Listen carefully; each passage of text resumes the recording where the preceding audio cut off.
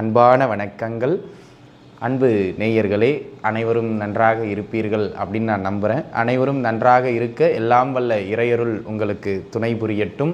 வருகின்ற தமிழ் புத்தாண்டு, குரோதி ஆண்டு என்று சொல்லக்கூடிய 60 தமிழ் வருடங்களில் 38வது ஆண்டு இந்த ஆண்டுங்க.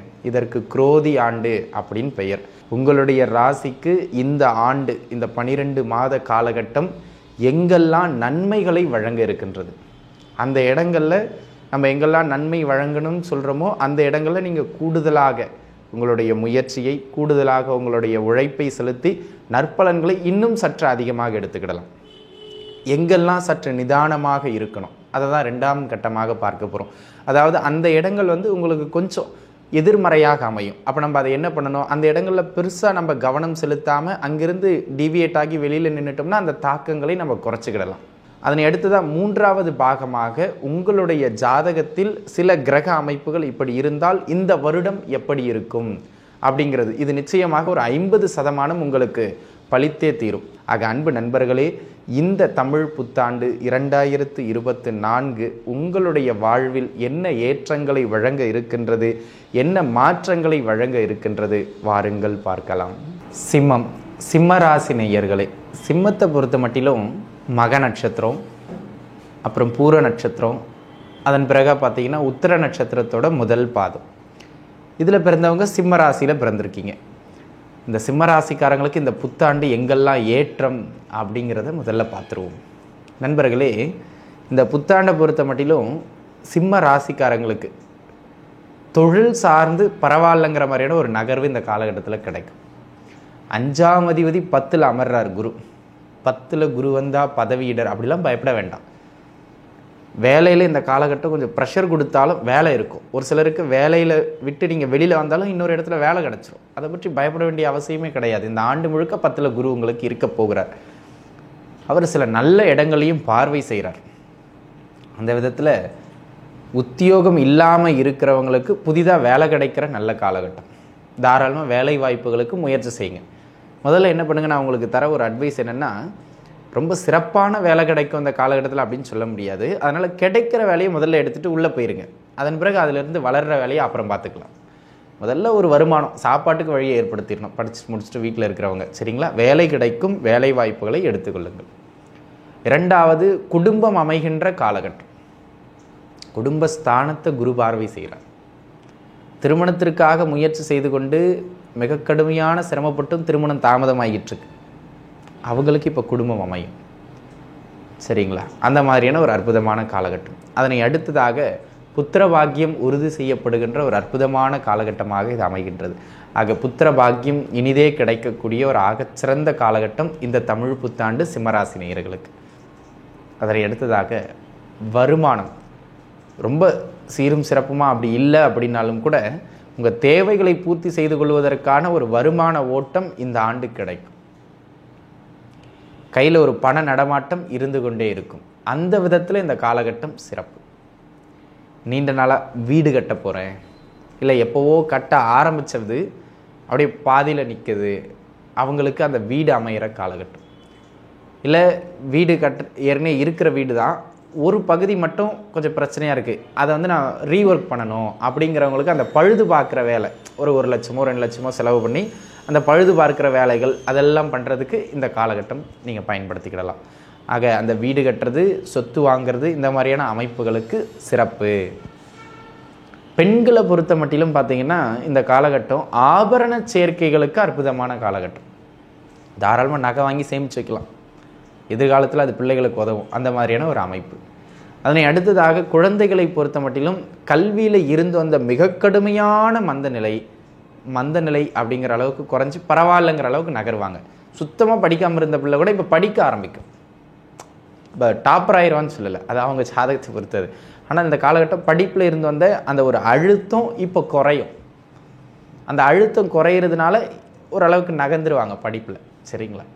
அதனை அடுத்துதான் தொழில் செய்கிறதுக்காகவோ அல்லது அந்த சொத்து வாங்கிறதுக்காகவோ வீடு கட்டுறதுக்காகவோ படிப்புக்காகவோ யாராலும் லோன் ட்ரை பண்ணுவீங்க இல்லையா பேங்க்கில், அவங்களுக்கெல்லாம் அந்த லோன் கிடைக்கக்கூடிய, வங்கி கடன் கிடைக்கக்கூடிய காலம் இது. இப்போ தாராளமாக அதுக்கு நீங்கள் முயற்சிக்கலாம், வங்கி கடன் கிடைக்கும், அதுக்கு சிறப்பு.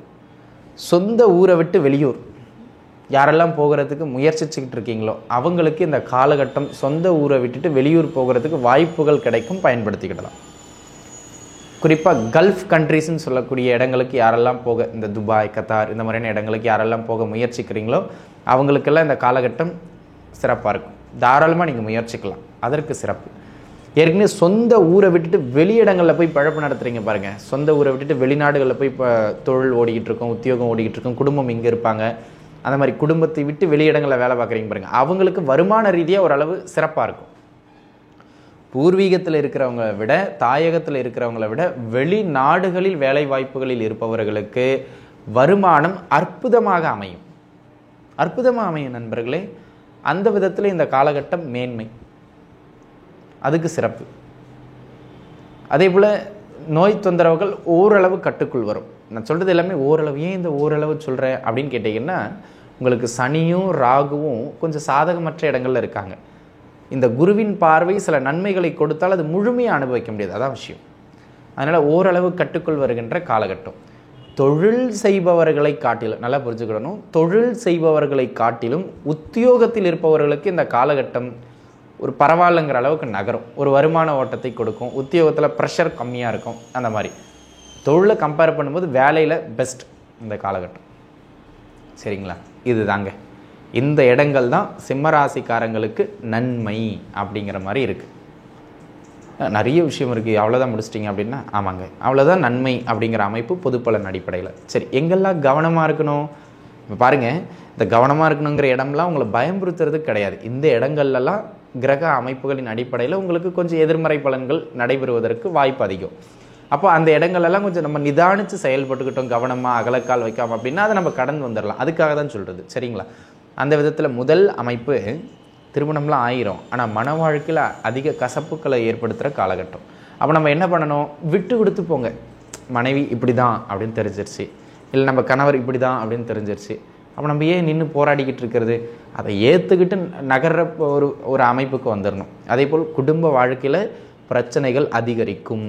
ஒரு சிலருக்கு அந்த பிரிவினைகள் அல்லது வழக்குகள் அந்த மாதிரி போகிறதுக்கான அமைப்பும் இந்த காலகட்டத்தில் பலமாக உண்டு. அது நம்ம எதிர்மறையாக சிந்திக்க வேண்டாம். குடும்ப வாழ்க்கையில் அனுசரித்து போய்க்குங்க, அங்கு பிரச்சனைக்கான அமைப்பு உண்டு.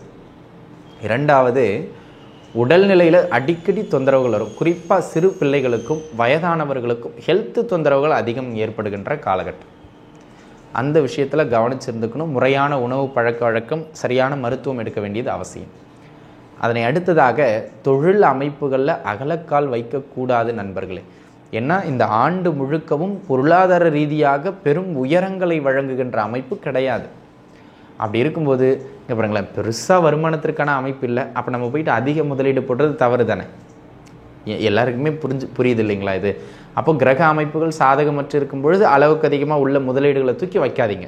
அப்புறம் முதலீட்டையே மீட்ட முடியல, அதனால் தொழில் நகர்வில்லை, அதனால் கடன் ஆயிடுச்சு அப்படின்னு கடனில் சிக்கிக்கக்கூடாது. அப்போ நம்ம என்ன பண்ணோங்க?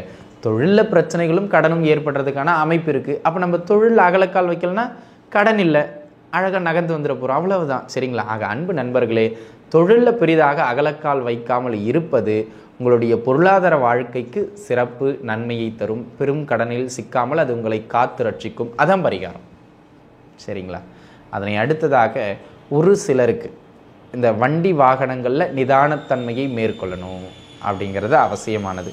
ஏன்னா இந்த காலகட்டங்களில் வண்டி வாகனங்களில் கொஞ்சம் நிதானித்து பயணிக்கிறது மிக மிக அவசியம். ஆக முக்கியமாக தொழில், பொருளாதாரம், குடும்ப வாழ்க்கை, ஆரோக்கியம், இந்த 3 அமைப்புகளிலும் சிம்ம ராசிக்காரங்க நிதானிச்சு இருக்கிறது உங்களுக்கு சிறப்பு.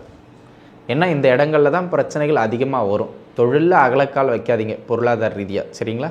ஆக இந்த இடங்களில் மட்டும் நீங்கள் கொஞ்சம் நிதானித்து அவசரப்படாமல் எல்லா செயல்பாடுகளையும் சிந்திச்சு இதை செஞ்சால் பின்விளைவு என்ன வரும் அப்படின்னு யோசித்து செஞ்சிங்கன்னா சிம்மராசிக்காரங்க எதுக்கும் பயப்பட வேண்டாம். நன்மைகள் உங்களுக்கு நடந்தே தீரும் அப்படிங்கிறதுல மாற்றுக்கிறது கிடையாது. சரிங்களா? இது கவனமாக இருக்கணுங்கிற இடம். ஆக முன்பு பார்த்ததும் இப்போ பார்த்ததும் பொது பலன். இதோட பலம் ஒரு 20%. சரிங்களா? 100க்கு ஒரு 20%. இப்போ பார்த்தீங்கன்னா அடுத்து உங்களுடைய ஜாதகத்திற்கு, சிம்மராசிக்காரர்களில் உங்களுடைய ஜாதகத்திற்கு இந்த ஆண்டு எப்படி இருக்கும் அப்படிங்கிறத நம்ம பார்க்க போகிறோம். சரி, சிம்மராசிக்காரங்களை பொறுத்த மட்டிலும் இந்த ஆண்டு உங்கள் ஜாதகப்படி எப்படி இருக்கும்? உங்கள் ஜாதகத்தை கையில் எடுத்து வச்சுங்க. ராசி கட்டத்தை எடுத்து வச்சுக்கிடுங்க. இந்த ராசி கட்டத்தில் சிம்ம ராசிக்காரங்களுக்கு ரிஷப ராசி இருக்கு இல்லையா, ரிஷப வீடு உங்கள் ஜாதகத்தில் இருக்கிற ராசி கட்டத்தில் சொல்கிறேன். ரிஷப வீட்டில் குருவோ அல்லது சுக்கிரனோ அல்லது சனியோ அல்லது புதனோ அமர்ந்திருக்கின்றார்கள் என்றால், நல்லா புரிஞ்சுக்கிடணும். உங்கள் ஜாதகத்தில் ராசி கட்டத்தை எடுத்துக்கிட்டீங்க சிம்ம ராசிக்காரங்க, உங்கள் ராசிக்கு 10ஆம் இடமான ரிஷப வீட்டில் சுக்கிரனோ குருவோ புதனோ சனியோ அல்லது செவ்வாயோ அமர்ந்து இருக்கின்றார்கள் என்றால், இப்போ சொன்ன பாருங்கள் கெடுபலன்கள் இதெல்லாம் குறைஞ்சி நற்பலன்கள் அதிகரிக்கும். நான் சொன்ன கெடுபலன்கள்லாம் குறைஞ்சிரும், நற்பலன்கள் கூடுதலாக நடக்கும். அதே போல் உங்கள் சிம்ம ராசிக்கு நேர் 7ஆம் இடமான கும்ப வீட்டில் உங்கள் ஜாதகத்தில் சொல்கிறேன், கும்ப வீட்டில் குருவோ அல்லது சுக்கிரனோ இருக்காங்க அப்படின்னு சொன்னால் தொழில் ரீதியாக என்ன நெருக்கடி வந்தாலும் அந்த வருமான ஓட்டம் கிடச்சிக்கிட்டே இருக்கும். அந்த வகையில் இந்த அமைப்பு உங்களுக்கு நன்மையை தரும். இப்போ பாருங்கள், இல்லை சார் நீங்கள் சொல்கிற மாதிரி கிரக அமைப்புகள் எதுவும் இல்லை, இப்போ நம்ம முன்பு சொன்ன பலன்களை அப்படியே எடுத்துங்க, அந்த 20% தான் அப்படி தான் நடக்கும். இல்லை சார் எனக்கு ரிஷபத்தில் சுக்கிரன் இருக்குது அப்படி, இங்கே கும்பத்தில் வந்து குரு இருக்கா அப்படி, அந்த மாதிரிலாம் போயிட்டு இருக்கா அப்படின்னு சொன்னால் கெடுபலன்கள் அப்படியே குறைஞ்சி நற்பலன்கள் அதிகரிக்கும். அப்போ இப்போ உங்கள் ஜாதகப்படி இது 50% வேலை செஞ்சே தீரும். நன்மைகள் உங்களுக்கு அதிகமாக நடக்குமா இல்லை குறைச்சலாக நடக்குமா அப்படிங்கிறது இதை வச்சு நீங்கள் உறுதி செஞ்சுக்கிடலாம் உங்கள் ஜாதகத்தை கம்பேர் பண்ணி. ஆக அன்பு நண்பர்களே, இது உறுதியாக நடைபெறும், பார்த்துக்கிடுங்க. இப்போ முதல்ல நம்ம எங்கே நன்மைன்னு சொன்னமோ அங்கே உழைப்பு அதிகப்படுத்துங்க, எங்கெல்லாம் கவனமாக இருக்கணும்னு சொன்னமோ அங்கே அகலக்கால் வைக்காதீங்க. அகலக்கால் வைக்காமல் இருக்கிறது தான் ரொம்ப அவசியமானது நண்பர்களே. இப்போ இறுதியாக பரிகாரம் அப்படிங்கிற பொழுது எங்கெல்லாம் நம்ம தவறு கவனமாக இருக்கணும்னு அடிக்கோடிட்டோமோ அங்கே நிதானிச்சிருப்பது தலை சிறந்த பரிகாரம். அதான் முதல் பரிகாரம், வாழ்வியல் பரிகாரம். அதான் சும்மா நம்ம சாமி வணங்குறதுலாம் 2ஆம் பட்சம் நண்பர்களே. தெய்வ வழிபாடுகள் அப்படின்னு நான் 2ஆம் கட்டமாக எதை சொல்கிறேன் அப்படின்னு சொன்னீங்கன்னா, காவல் தெய்வங்கள் வழிபாடு, கருப்பசாமி, ஐயனார், சுடலை மாடன், சிவன் ஆலயத்தில் இருக்கக்கூடிய கால பைரவ பெருமான், இந்த மாதிரி உங்களுக்கு அருகாமையில் எந்த காவல் தெய்வம் இருக்கின்றதோ அந்த காவல் தெய்வத்தை சனிக்கிழமைகள் தோறும் சென்று வழிபாடு செய்வது சிம்மராசிக்காரர்களுக்கு ஏற்றம். இப்படி தான் நண்பர்களே இந்த ஆண்டு உங்களுக்கு அமைகின்றது. எல்லாம் வல்ல ஈசன் கருணையினால் சிம்ம ராசிக்காரர்களுக்கு நல்லது அல்லாதது குறைந்தும் நல்லது மேலோங்கியும் வாழ அந்த இறைவன் அருள் புரியட்டும். நன்றாகவே இருப்பீர்கள். வாழ்க வளமுடன். நன்றி.